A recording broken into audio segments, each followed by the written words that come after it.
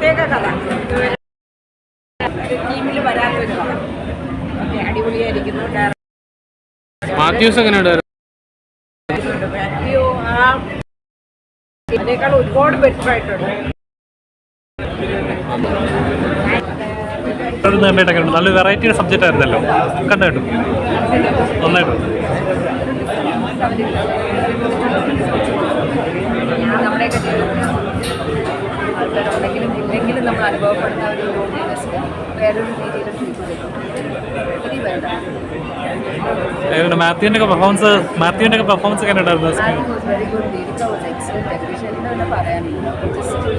Pivotal in every scene his acting.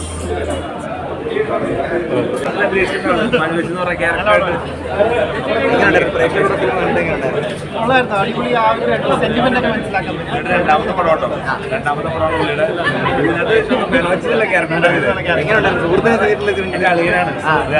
ഭയങ്കര സന്തോഷമുണ്ട് കണ്ടപ്പോ. ഭയങ്കര സന്തോഷമുണ്ട്. അടുത്ത പടത്തിലൂടെ ഉണ്ട്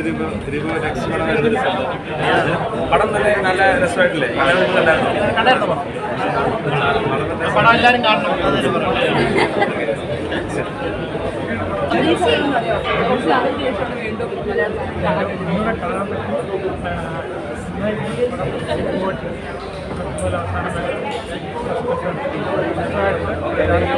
നല്ലൊരു കണ്ടിന് നല്ലൊരു ഫിലിമിനായിരിക്കും. തീർച്ചയായിട്ടും എല്ലാവരും കാണുക.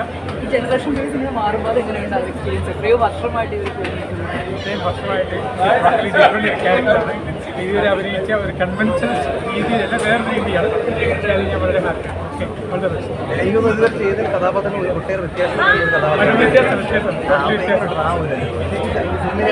ഞാൻ അഭിനയിച്ചിട്ട് എനിക്കത് ഫീൽ ചെയ്തായിരുന്നു.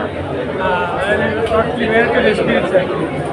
ഒരു മരിച്ച ഒരാൾ വീട്ടിലേക്ക് വരുന്നു, പിന്നെ അവരുമായിട്ടൊരു റിലേഷൻഷിപ്പ് ഉണ്ടാക്കുന്നു, ന്യൂവായിട്ട് റിലേഷൻഷിപ്പ് മാത്യുവിന്റെ തോട്ട് പ്രോസസ്സിൽ വരുന്ന ഒരു കഥാപാത്രമാണ്.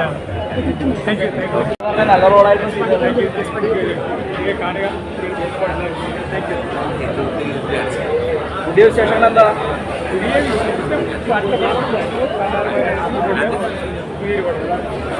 ഓക്കെ, എല്ലാവരും കണ്ട് പ്രോത്സാഹിപ്പിക്കുക. നല്ല പടമാണ്, കണ്ടിരിക്കുക.